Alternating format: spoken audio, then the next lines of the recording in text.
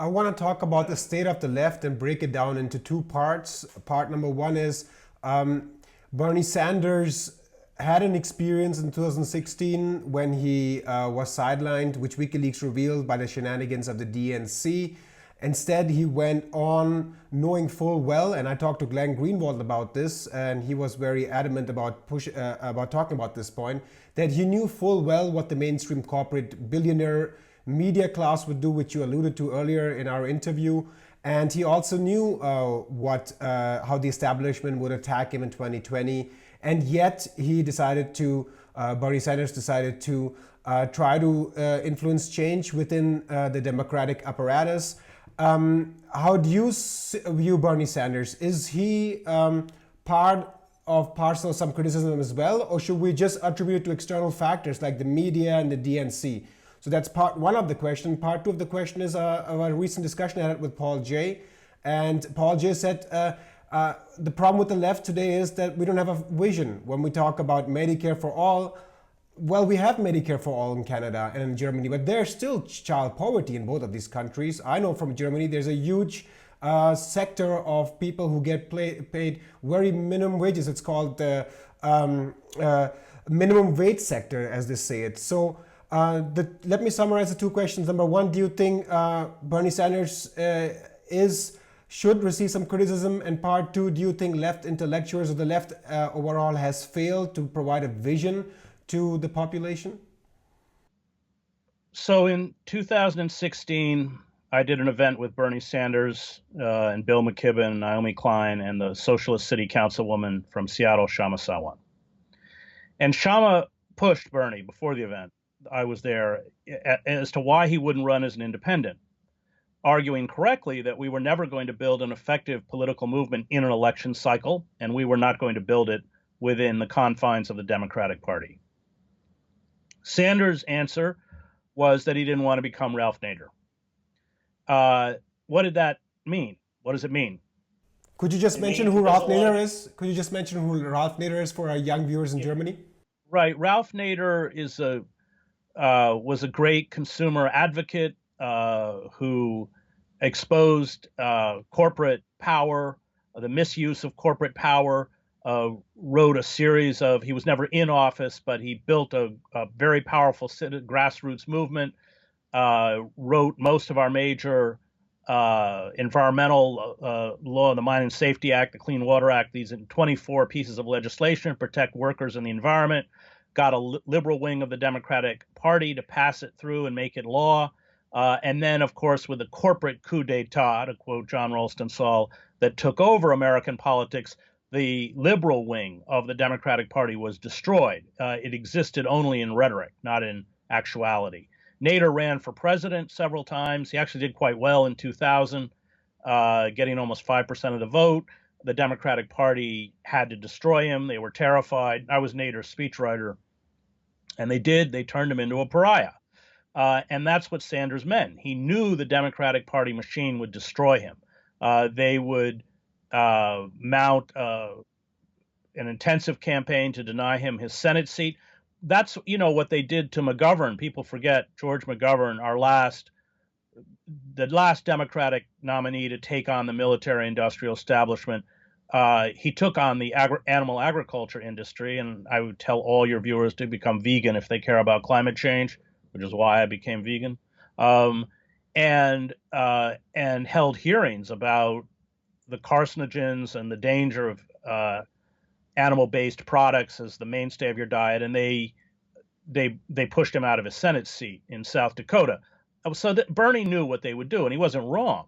And so he, I think, naively believed that in the period between 2016 and 2020, he would be a loyal party member, which he was. He was endorsing all sorts of neoliberal Democratic candidates who espoused economic positions that he claims to be dead set against.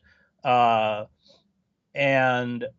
course, after the nomination, when many of his people walked out of I was in Philadelphia with Cornel West.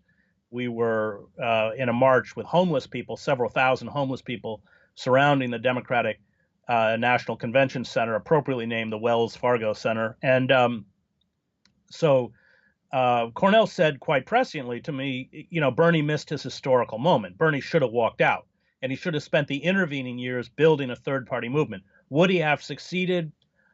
I mean, having worked with Ralph and seeing how dirty they play, probably not, but he would have been able to begin to build something.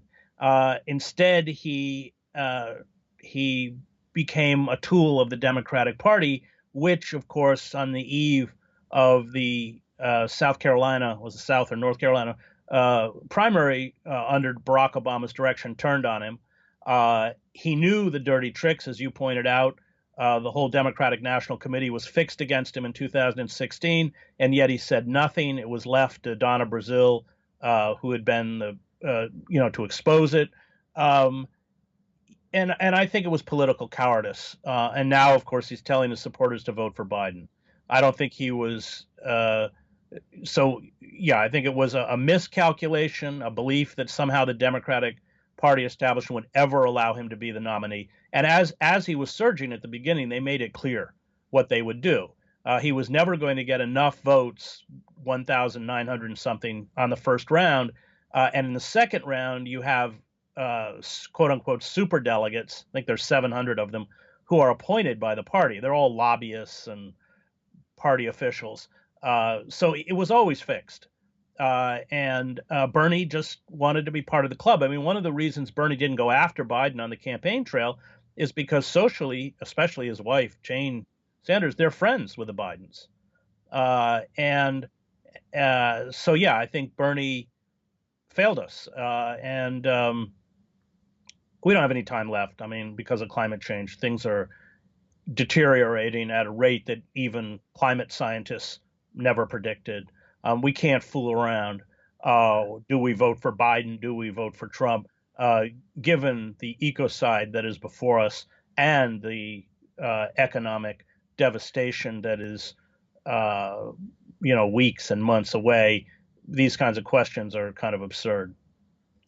We have to begin to do what Extinction Rebellion is doing, which is shut the damn system down. And even that may not work. And the second part of the question, do you think the left has also generally failed to paint a vision of the future and have focused so strongly on certain issues?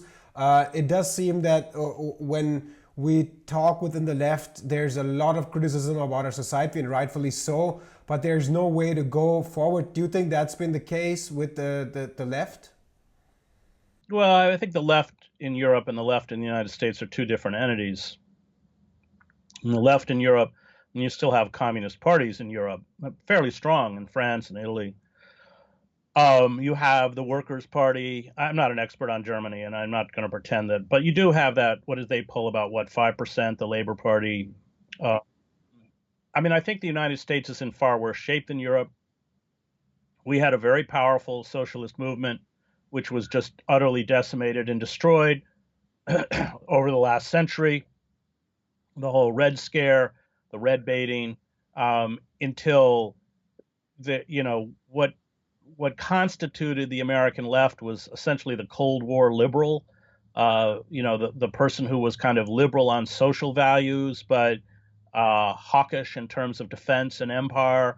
And if you didn't fit within that paradigm, you were shut out. You still are shut out. That's why Chomsky's shut out. Chomsky's given no platform. When I worked at the New York Times, the editor had actually banned Chomsky's name from even if it had something to do with linguistics from the newspaper. So there is no American left. The European left is anemic and weak, but it's far healthier than where we are, and that's what's so frightening. Because as we now head towards an economic decline that will certainly rival what we saw in the 1930s, we don't have those forces that we had in the 1930s, including the Communist Party, which gets written out of American history, that was able to build workers and into militant unions and fight back. And it's all gone. And of course, that empowers the very forces within the society that under the rubric of a kind of Christianized fascism will take power. People forget that Trump has an ideological void. Trump doesn't believe in anything. He's just a narcissist. But that ideological vacuum has been filled by the Christian fascists. That's Pence, that's Pompeo, that's Barr, that's Betsy DeVos. There was an article in the New York Times a couple of weeks ago about Betsy DeVos's brother, Eric Prince, who founded Blackwater, who uses these for-profit mercenaries. He was caught infiltrating like teachers' unions in the United States. I mean, that's kind of our equivalent of the brown shirts. And I wrote a book on the Christian right called American Fascists, the Christian Right, and the War in America. And I did not use the word fascist lightly, especially since I graduated from Harvard Divinity School and grew up in the church. They're heretics.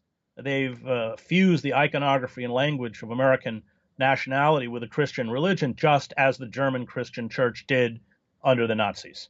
And indeed, my great mentor at Harvard, James Luther Adams, was in Germany in 1935 and 1936 until he was expelled by the Gestapo, working with a confessing church, and saw, long before any of us did, the eerie and frightening similarities between the Christian right and the German Christian church, which of course was outlawed in Germany after the war. So America is in serious, serious trouble because of the seizure of power by corporate interests, the evisceration of our civil liberties under judicial fiat. So, you have this largely through terrorism laws that have been set up initially to go after Muslims who have been seriously persecuted in the United States, but then are then used against everybody, environmental activists, animal rights activists, anybody.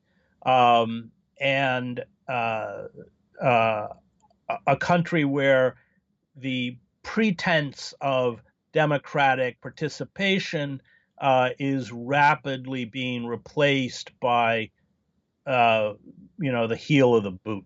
It's especially if you go into poor areas of the United States, it's very frightening and very ugly. I mean, we have militarized police in Kevlar vests. 1,000 citizens in the United States are killed, not to mention hundreds more shot and wounded by police every year, and almost all of them are unarmed. This is not reported. I mean, the poor in the United States, who now constitute statistically half the country, live in either poverty or near poverty, have been rendered invisible by corporate media. Nobody sees there. I mean, I did a book with Joe Sacco. We spent 2 years on it, called Days of Destruction, Days of Revolt, written out of the poorest pockets of the United States, including places like Pine Ridge, South Dakota, an Indian reservation, where the average life expectancy for a male is 48. That's the lowest in the Western Hemisphere outside of Haiti, and where 60% of the people don't have running water. This is the United States. It's not the United States, the corporate media, which seeks advertising dollars and of course is dominated by huge corporations like Viacom and General, shows to the American public. But having traveled around this country for all of my books, I report on all my books. There are huge sections of the United States that might as well be the developing world, with those disparities. Where I used to live in Latin America, I used to live in Miraflores in Lima, Peru. So, which is, villas that look like they could be in Miami, except the walls are higher and they have concertina wire on them. And then 10 blocks away, families are squatting in hovels next to open sewers. I mean, that's what the United States is now. It's not what we're becoming, it's what we are.